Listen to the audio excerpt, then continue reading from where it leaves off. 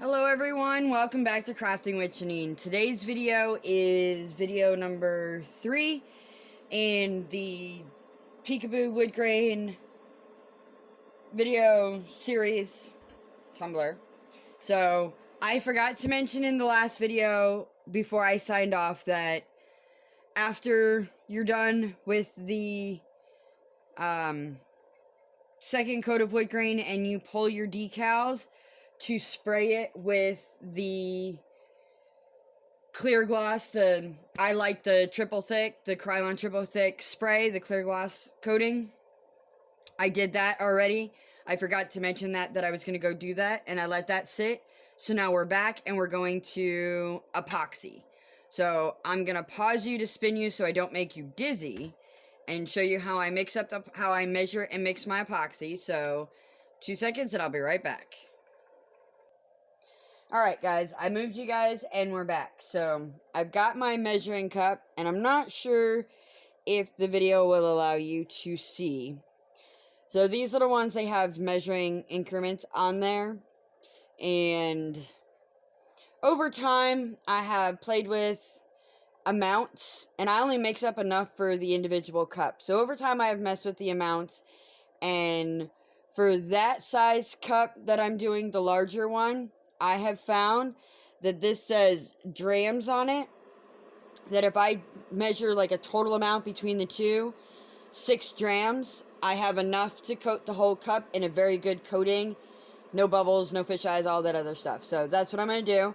So I'm going to go ahead and show you how I do that in one cup. And then the other thing I have are these FIFO bottles. They're first in, first out bottles. You see them use them at Subway and all that other stuff. And they just make the portioning and measuring really easy. So what I do is I use part B first. Like the epoxy that I use, it said to put part B in your cup first and then put part A. And I have found that actually is a way easier way of mixing them up. I've done it the other way just to see, and it is easier. So I'm going to take my part B and I'm going to fill it up to 3 drams. So this is my level table, and I do suggest you have a level workspace, because like this one I haven't noticed, like if you're off just a hair, it doesn't mess with the set time, but other epoxies have to be exactly a 1-to-1 or a 2-to-1 ratio exact, or if you do not measure it exactly, it will not set right. This one's not so bad, but I suggest having a level workspace, at least enough just to measure out your epoxy, and then you can go from there. But so this is my level table, so I'm going to go ahead and I'm going to pour this to 3.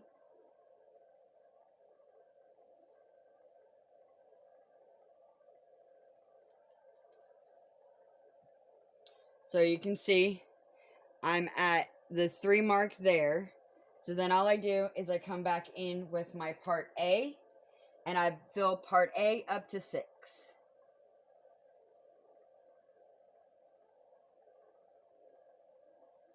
Like that.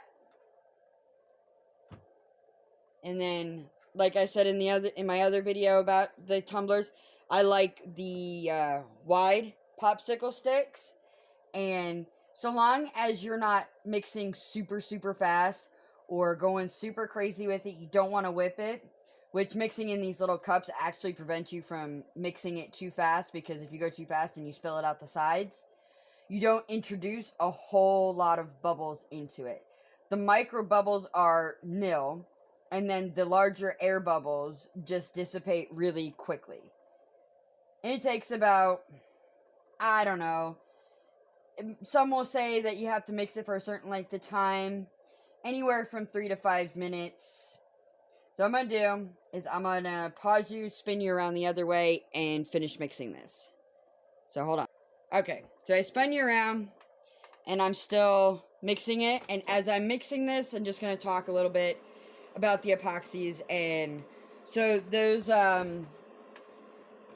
those bottles I use, I will leave a link in the description of all the videos on where to get those. because they do make it easier for measurements. I've tried different ways, and those are really easy if you decide if you're going to do a lot of these and you want to order a huge amount, like gallon size bottles and stuff like that. It just makes the pouring so much easier. So I'm just mixing her up, and I'm going to try to tilt the camera down and show you what I'm looking for. So just give me 1 second to tilt you so that I can get you just right on there. Don't know if you can tell, but yeah, I have some bubbles in here and they will rise up to the top, but it's got like the swirls in it. So when you're mixing, lot will say that there's a specific time frame, and it's really not that.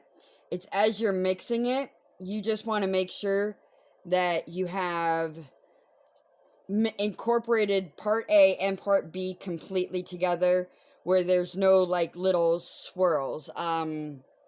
The best way I can describe what the swirls look like, but once you start doing it, you'll see them, is like what oil kind of looks like in water if you were to swirl it around like that. It doesn't necessarily stick together, it kind of just swirls through there, is the best way for that one. So think I'm pretty good at getting it all incorporated. So normally what I'm doing is I mix up an individual batch per tumbler. I'm gonna raise you back up so you can see the cup. I only mix enough in the cup of what I'm going to use for one specific tumbler. So, oh, my cup was wiggling off my turner. I only mix that much up, and then I'll let one sit, and then I'll mix up another batch if I'm going to do more than one at a time, so that I have it going. Because I have done it to where I have thought, okay, I'm turning 2 cups, I'm going to do 2 cups, let me mix up enough for both. By the time I've got the first one covered and I'm getting to the second one, the epoxy has already started to, especially in the middle of summer when it's warmer, has already started to get a little thicker. So it makes it a little bit harder to spread, and I've had tumblers where I've had to scrap, strip, and redo because I was trying to rush a process. I'm going to scoot you guys a little bit closer here so you can see what I'm doing. There we go. Try not to jostle you and shake you up too much. So I usually do it just enough for the one, and then hopefully it doesn't walk off on me. It does that sometimes. So I've got my glove, and then the other thing you're going to want, and I will leave some links, is a torch of some sort. I like this one. I picked it up at Walmart. It wasn't crazy expensive, maybe $10, and I really like it. There's some more elaborate ones like online, Amazon and stuff like that. I like the torch. Some like the heat gun, and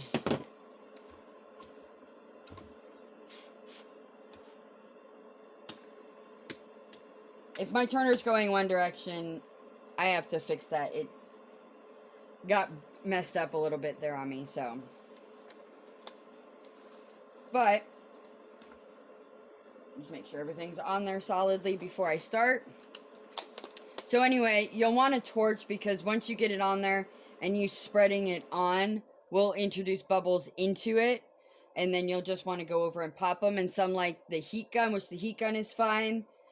I tend to not love the heat gun because I feel like it blows out dust, and I've done it before and I've gotten little dust particles on my cups, which I didn't like very much. So now that I've rambled a little bit for you, I'm just going to set my stick off to the side. Oh, and I will leave a link for the stuff I use as a mat. Now, there are silicone mats out there, and some companies sell mats specific for the turners and that, and I'm not knocking anybody, but if you followed my channel, I'm a bit of a frugal crafter, and I don't have a whole lot of money up front to spend on stuff and everything, and I do this just to teach you guys some little tricks and to get you started. But anyway, So I found this, and I got it at, you can get it at Walmart, and it's, I want to say somewhere around $5 for it, and it's a rather large roll. I mistakenly threw out the label for it, but it's pretty wide. I can't even fit the whole thing on the, there we go. It's pretty wide, and it's pretty long, and you get quite a bit out of it. And it makes a really good epoxy mat, because as you can tell, doing certain things and other techniques and everything else like that get real messy. And with this one, all you have to do is just peel. If it gets like really loaded, you can just peel your epoxy off of it and keep going and do more, and it doesn't have to be thrown away. It's super great stuff. Like, I was amazed when I found it. So it's that, and then I'm just gonna hit mine to pop the surface bubbles that rose up to the top. I'm just gonna hit it with my torch a little bit, pop those, and then I am going to just start pouring it on and spreading it out. Like, I pour with one hand and I spread with the other one. Not too much at a time, because I don't like to waste, so I don't like the super over drip that when you pour away so much, when it spins, it just wants to come off. And you kind of want to go from the middle to the ends, because it kind of wants to cake up at the end. So just kind of get some on there and get it kind of spread through mostly.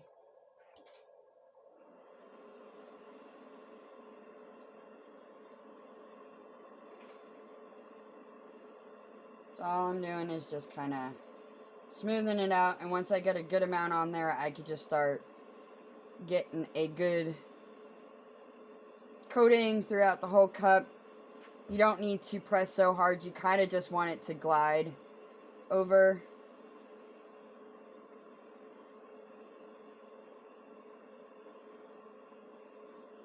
And if I feel like, when you're going through, you'll feel it as you're putting the epoxy on a cup.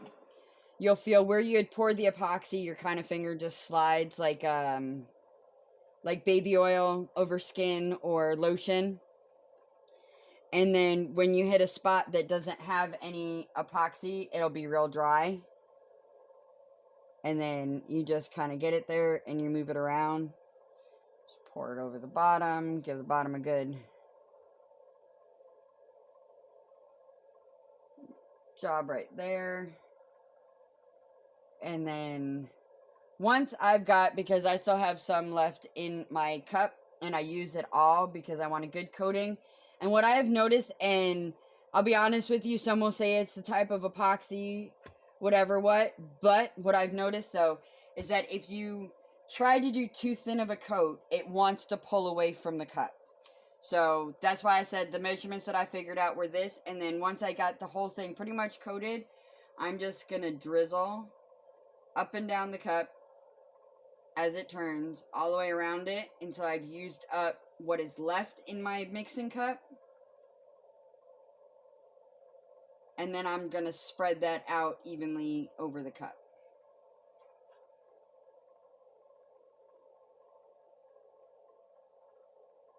Normally I'm doing this the opposite way, where my right hand is my spread hand and my left hand is the pour hand, because I'm right-handed and I have more control over my right hand. I have no idea. My left hand is almost useless most of the time. So this is a little awkward. But I didn't want to block your view with my other arm, so just going through and spreading it out.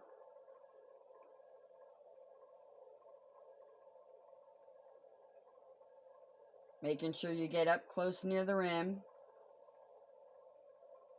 And then after this video will be the video I show you on how I clean up my rims and get it all, make sure everything is perfect, that I didn't have any imperfections that I gotta sand and re-epoxy. I will tell you, sometimes that happens. Sometimes you have little hiccups, you have little spots that just want to be stubborn, but they're not, it's not a complete fail. You just have to go back over it with another coat of epoxy. So I'm just kind of making sure the whole thing is covered at this point. And then I come back through with my torch now because I've introduced some bubbles. And I just wave it over the cup.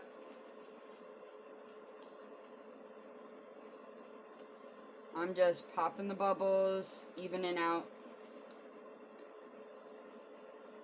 You don't want to focus your torch in one area for too long because it will like overly heat the epoxy and then it'll start running and you don't want it to run because then it will pull from the cup.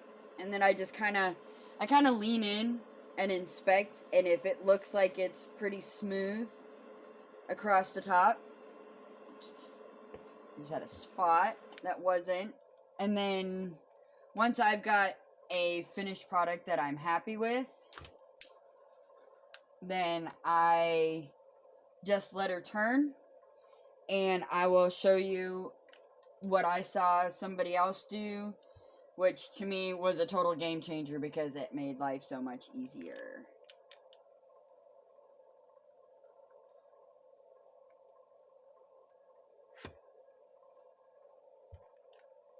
Now I'm just letting her turn, making sure I get all the bubbles, because sometimes bubbles want to rise up even after you do it the first time.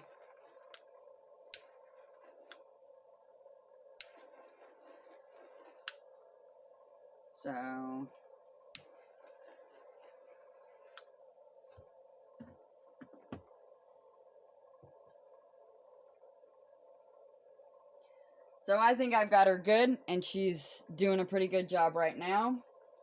What I'm going to do is I'm just going to let this turn, and it'll pretty much turn for overnight. There is a game changer. I have a little space heater over here that I have going, and a tote. I will show you real quick. Take my glove off.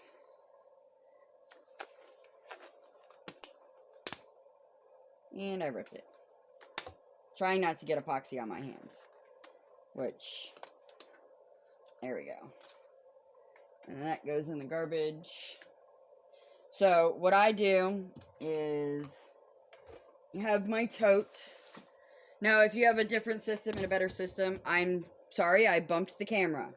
Didn't mean to make y'all dizzy.